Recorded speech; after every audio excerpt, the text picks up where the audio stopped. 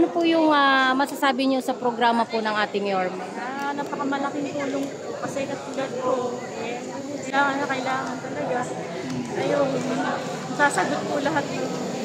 Ano po yung nilapit niyo kay Yorme, ma'am? Yung sa, ko po, hyperthyroid ko, tsaka suspected na may TB2, at saka yung sa mga general check-up na rin.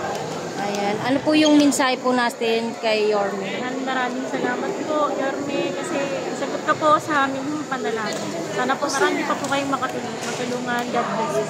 Thank you po. Bakit ako naiiyak na? Kasi matagal na ako nagdudusay. Hindi ako makatulog. 3 buwan na ako simula nung hindi pa rin ako nakapag-laboratory dahil nauna sa lahat, yung asawa ko, tricycle driver lang. Marami po kami. Kaya, ganun po. Ganun po ang buhay Kailangan po lumang. Thank you po. Sana po gumaling na po kayo. Thank you po.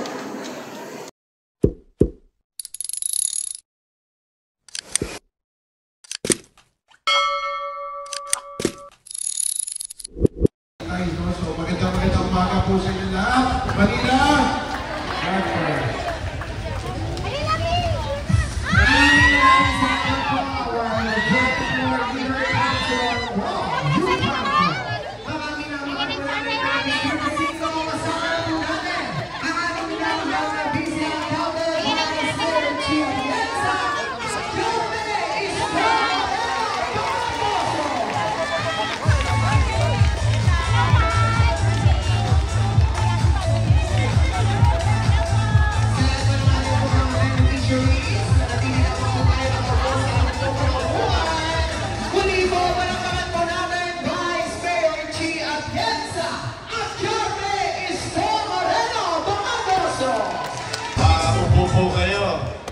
Magandang umaga sa inyong lahat.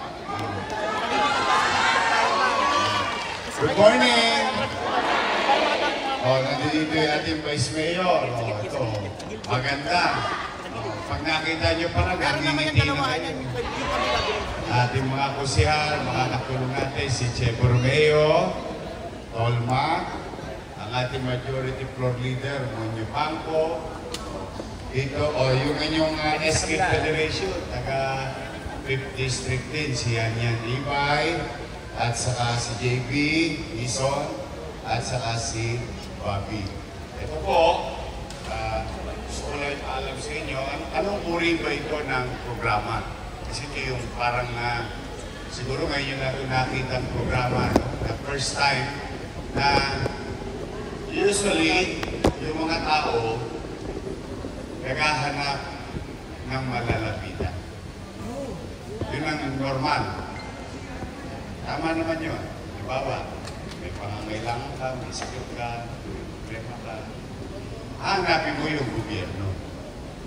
At kung sinong tao sa gobyerno, madalas, katulad ko, kung naman, meron si chairman, minsan wala.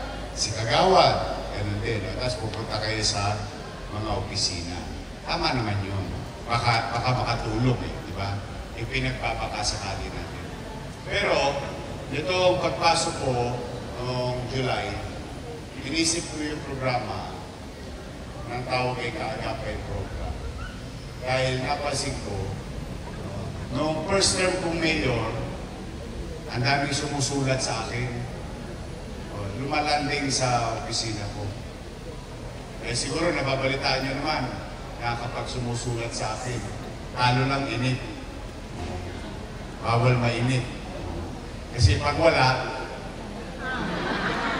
pag meron, arya. Di ba dinideliver sa mga bahay-bahay, gabi, maga, dinideliver. Tapos, ipinalik ko yon na tanggapin yung mga sulat, tugunan pa rin. At huwag nang pabalikin sa City Hall yung tao sumulat. Mag-antabay na lang ba? Sabihin, may katiyakan, hindi nga lang alam kung anong petsa. Kasi kung meron. Pag wala, steady ka lang dyan sa Gedli.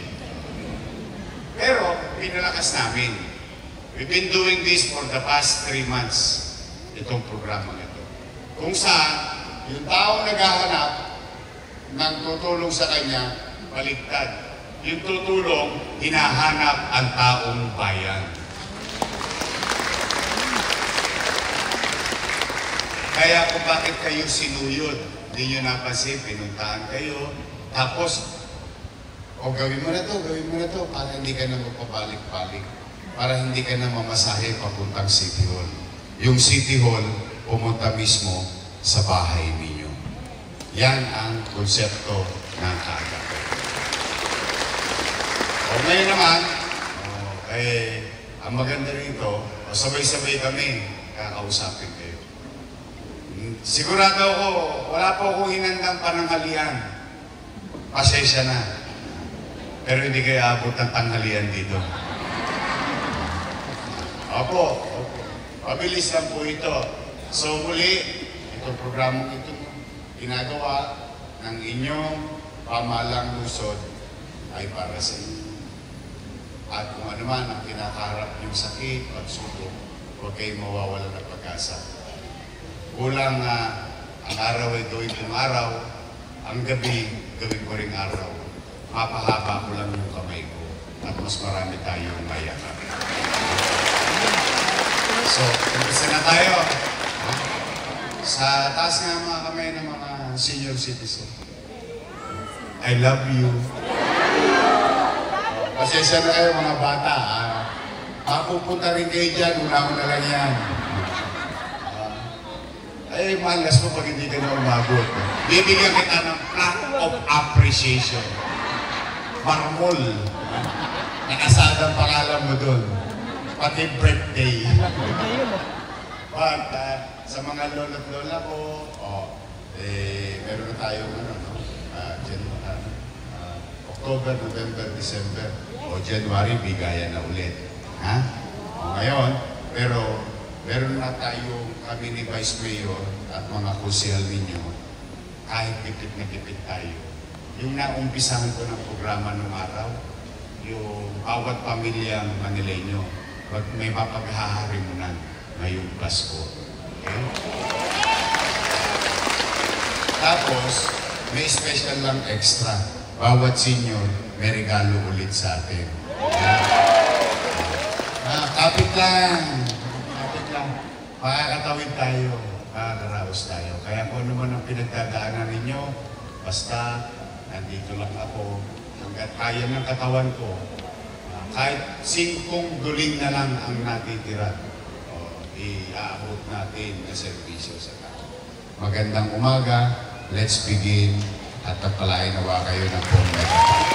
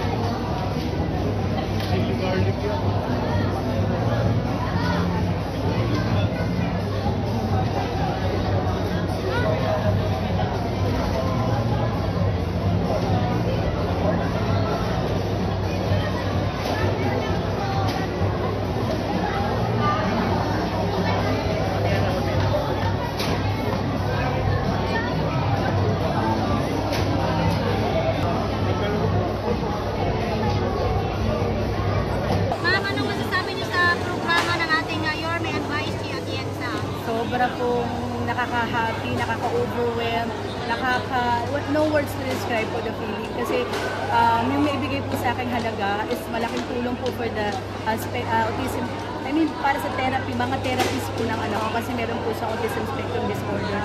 And at the same time po, ako din po isang PWD. At the same time din po, may dental procedure po kasi na kailangan ng anak ko na worth 60K. Pero kahit na po paano, malaking tulong po yung i-provide po sa akin ni Mayor po at ang buong ano po, sanggunian po ng ating at ng ating pong munisipalidad na Manila po. Maraming God bless po sa inyong lahat, lalo po kay Mayor Isko Moreno at sa lahat po ng kanyang mga gabinete po. Mama, ano pong barangay kayo? Barangay 900 po, Zone 100. Ano po bang inilapit nyo kay Mayor? Actually po yung anak ko po ay may autism spectrum disorder. Meron po siyang chronic constipation. And for the moment po, meron po siyang dental procedure na nagkakahalaga po ng 60K. And ako din po na bagong opera lang din po. Kaya ako po ay wala ring trabaho. Kaya po napakalaking tulong po na naibigay po at extend po sa amin. Last tanong na lang na, magkano po ang naitulong sa'yo ng ating Mayor? Okay lang po ba na sabihin? Tumatawag po na 10,000. Amen. Hallelujah talaga. Praise the Lord. Salamat. Maraming salamat po ulit. God bless you sa inyong lahat. Pagpalain tayo lahat. Ingat. Ingat po. Salamat. Hello ma'am, good afternoon. Anong masasabi niyo sa programa ng ating Mayor and Vice Chi ngayong hapon? Maraming salamat po, Mayor Isko Moreno and Vice Gia Chensa sa binigay niyo pong tulong para sa amin. Malaking tulong na po ito para sa anak namin na may nasa autism spectrum disorder na nangangailangan po ng therapy, occupational therapy and speech therapy. Maraming salamat po. Mabuhay ang Manila. God bless po sa ating lahat. Mabuhay Mayor Isko Moreno. Anong barangay ka ma'am? Barangay 905, Zone 100. Maraming salamat. Ingat. Pwede yan privacy. And mama, magkano naman po ang naitulong sa'yo ng ating butihing Mayor ngayong araw na ito? Binigay na katanggap po ako ng cash assistance na worth 5,000 pesos. Maraming salamat po sa inyo.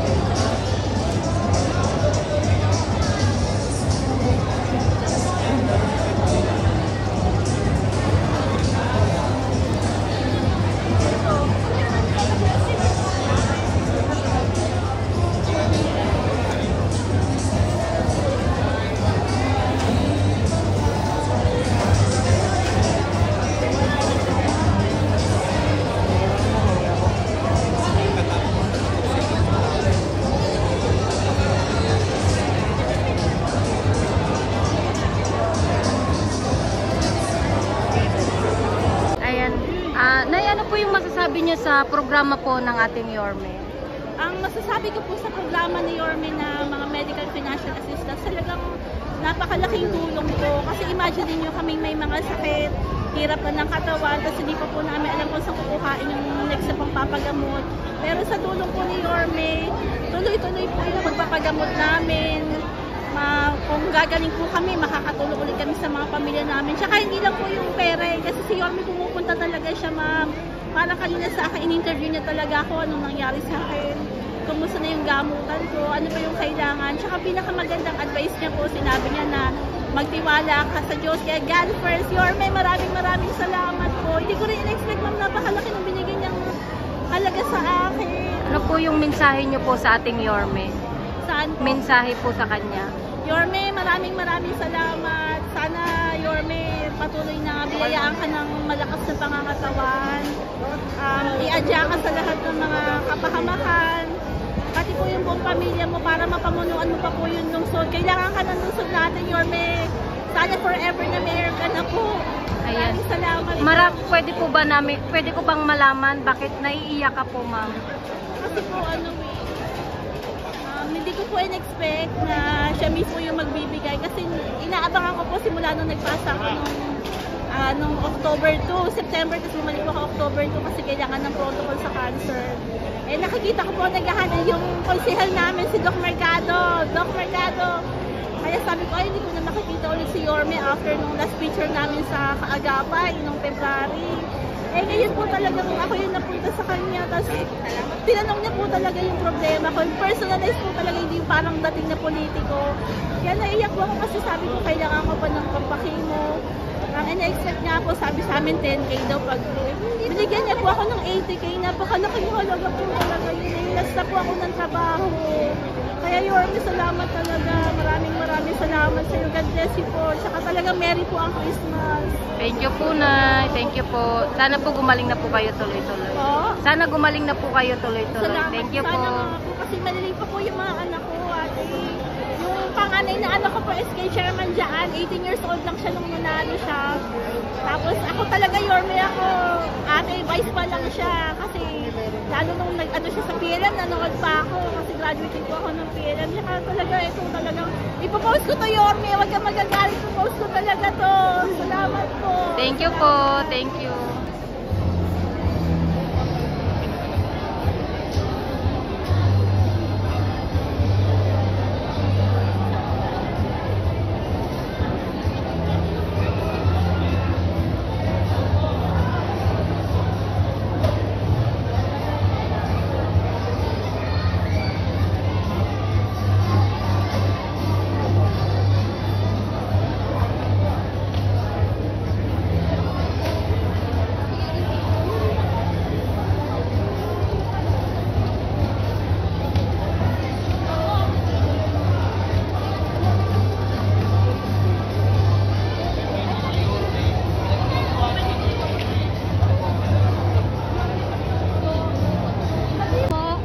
Ano pong masasabi ninyo sa programa ng ating Yorme Advice ngayong hapon dito sa District 6? Ang laking tulong nung binigay ni Yorme dito. Hindi lang namin nasaan kasi may pumunta lang din sa bahay na magpapafill out ng form. And then, nagulat din kami sa binigay na amount ni Yorme. Sobrang laking tulong talaga siya. Halos na-cover niya na yung pang-surgery ng kapatid. Magkano po ang naitulong sa inyo ni Yorme? Ang binigay ko sa akin ni Yorme na sa 700,000. Ano po ba nga inilapit ninyo sa ating Yorme? Surgery po, mechanical surgery. Sa anak niyo? Hindi po, Sa kapatid ko po. Puso po.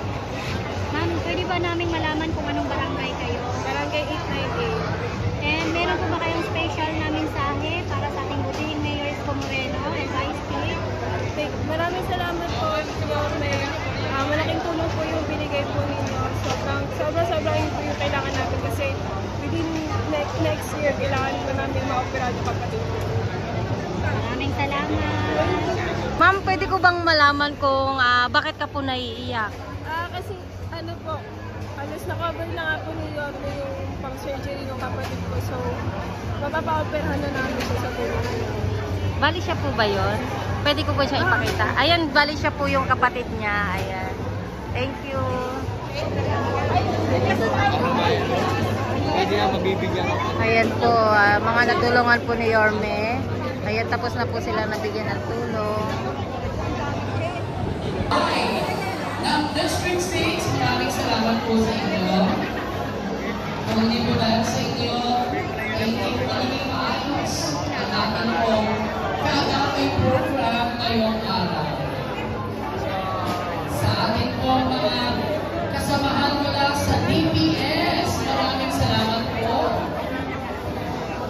Sa ating mga kapulisan, maraming salamat din po sa inyo. And of course, sa lahat po ng bumubuo ng Tomas Virtual Elementary School, sa pamumuno po ng ating minamahal na principal, maraming salamat po. Sa lahat ng mga... Hi, Nay! Ano po yung masasabi nyo sa ibinigay pong tulong ng ating Yorme? Ay ano po, masaya po at si Yorme naman po ay mabait naman talaga. Ingat, bumalik din siya. Mensahe po sa ating butihing Yorme. Maraming salamat po Yorme sa tulong po na naibigay niyo po sa malaking bagay na po. Bakit parang naiiyak ka, Nay? Anong nararamdaman mo? May cancer po ako kasi, colon cancer po kasi ako. Ayan. Ano po yung masasabi niyo sa programa po ng ating Yorme, Nay? Masaya, yung mga ginagawa niya. Sabi nga ni Yorme, I love you. Sa mga senior, love na love sa mga niyo po. senior, mahal na mahal. Thank you, Nay. Salamat, Nay. Thank you rin po. Ingat po, Nay. Ingat. Sana gumaling ka na po.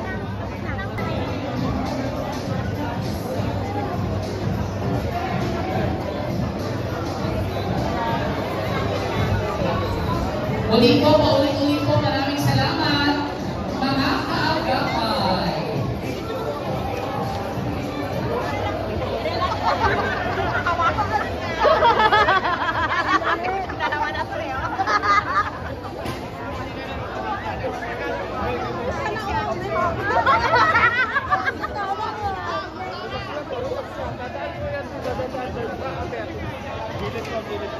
Yan po yung bante, mga bante mo na.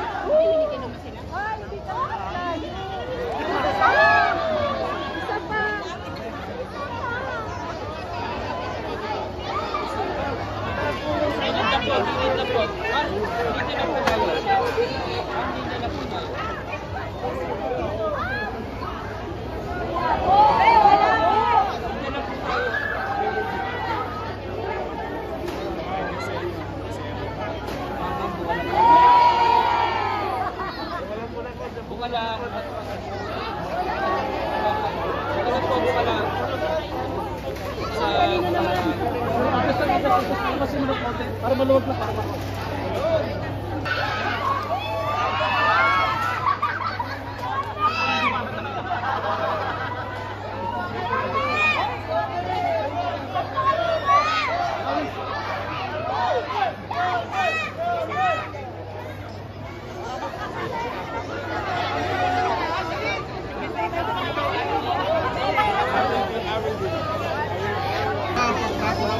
To, kayo na. Kayo na susunod. Pinasalubungan kasi kalapit na lang. Oo.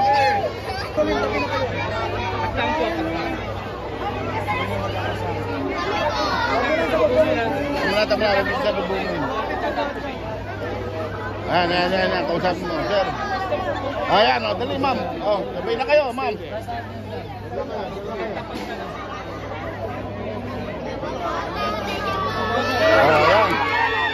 Ayan.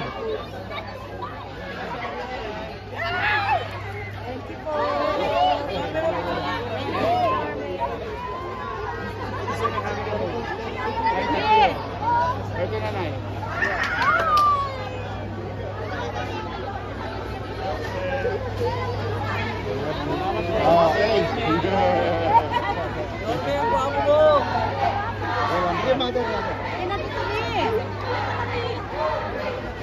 Guwapo mo, Yorme. Oo. Dadaan po yung sila. Lalapit kayo mo dito. Lahat kayo makapicture, hintay lang natin sa comment. Awa, kayo dyan. Kayo naman. Oo. Kayo na next. My gosh, tita.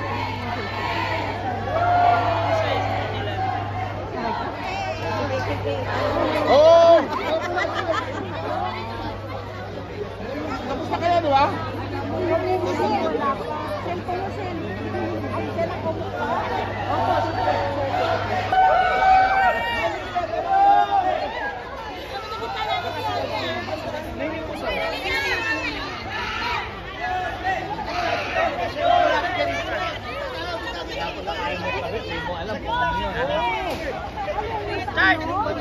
Hindi niya alam kung anong nangyayari.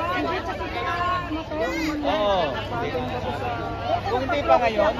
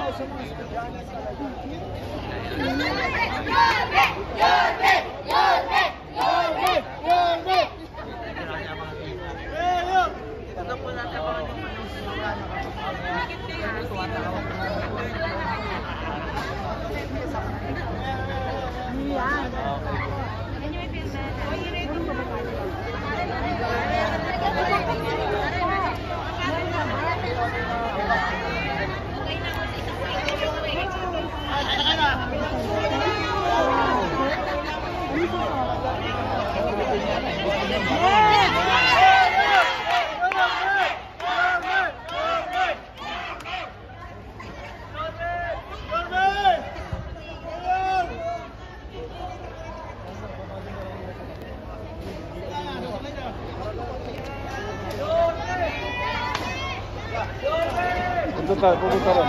Pupunta ka muna.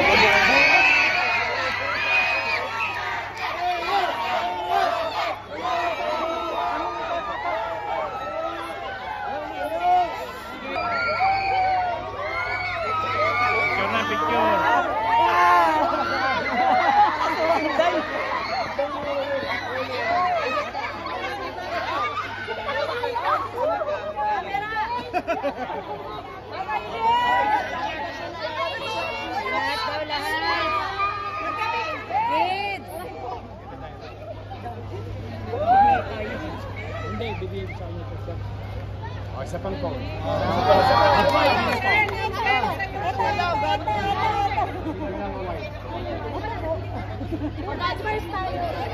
One more.